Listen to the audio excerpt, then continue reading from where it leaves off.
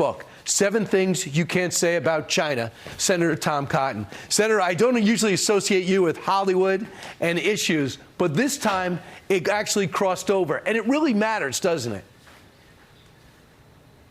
Yeah, Brian, I think it's a perfect example of the kind of influence China has infiltrated into our society, our business, our government. The book title, 7 Things You Can't Say About China, one of the reasons it's hard to say certain things is because of that influence and leverage that China has here. And in Hollywood, it's maybe most acute. As you said, there has not been a major movie with a Chinese villain since 1997 and the crackdown on 7 years in Tibet. Just think about it. When was the last time you saw a movie with the Chinese bad guy? That's because all those studios need access to the very large, lucrative Chinese movie market. But it doesn't stop there either, Brian. Think about the major news networks in this country. Aside from this one, Fox News, every network is owned by or affiliated with one of those studios. ABC and Disney, CBS and Paramount, NBC, MSNBC by Comcast Universal, and CNN and Warner Brothers. Do you really expect them to report fully and fairly on China the way Fox News does? I don't. It's absolutely not true. So another thing is it just associated well with TikTok. Why does it matter? That's another way to get the next generation of Americans to get that news feed so they never see anything positive about Taiwan, all positive about China, and make sure that their points of view are subtly pushed forward. That's the danger, and that's why it's got to be sold. Yeah, Brian, that's the difference between TikTok and any other social media app, none of which are perfect, obviously. TikTok is under the thumb of communist China. So that's why your data security is so dangerously at risk. Even if you're a kid, kids grow up to be adults and work in law enforcement, in the military, and the intelligence community, in sensitive industrial positions. Right. But also the content they're exposed to now. It's much worse than what you see on American social media apps about drugs, violence, eating disorders, even glamorizing suicide.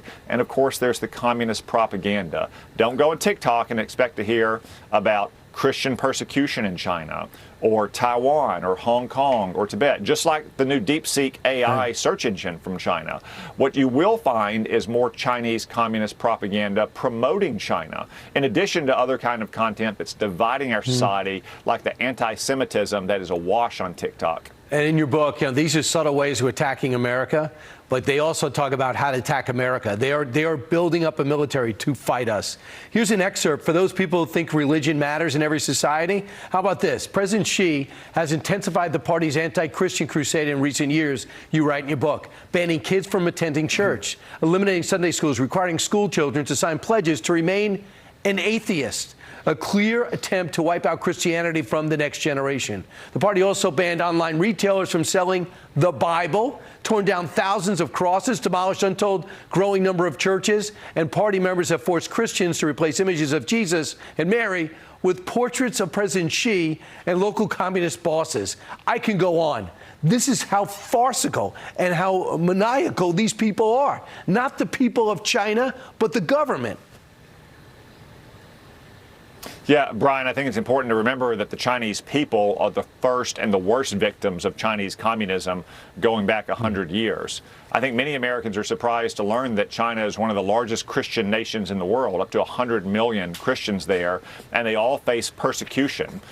They all face various kinds of threats and intimidation, and China is trying to wipe out Christianity in the next generation. It's just one more example of the kind of sins and crimes that China commits against its own people, as well as the aggression against America. And lastly, some good news.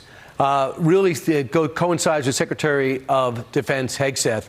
Recruiting is now up, and really you can go back to President Trump winning the election. It's now something cool to be in the military again. They've changed the imaging, and people are running. The stats show it. Does it surprise you? No, I think it's a clear Trump effect after the election.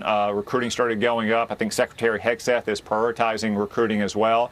I think we're going to continue to see this, and we're going to see a military that is rebuilt after 4 years of neglect by Joe Biden. You know, the Army already has got 65% of their goal. The Navy's through the roof, and the Marines have always hit their numbers. You're an Army guy, I know.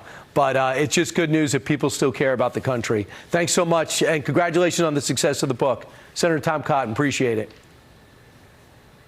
Thank you, Brian. You got it.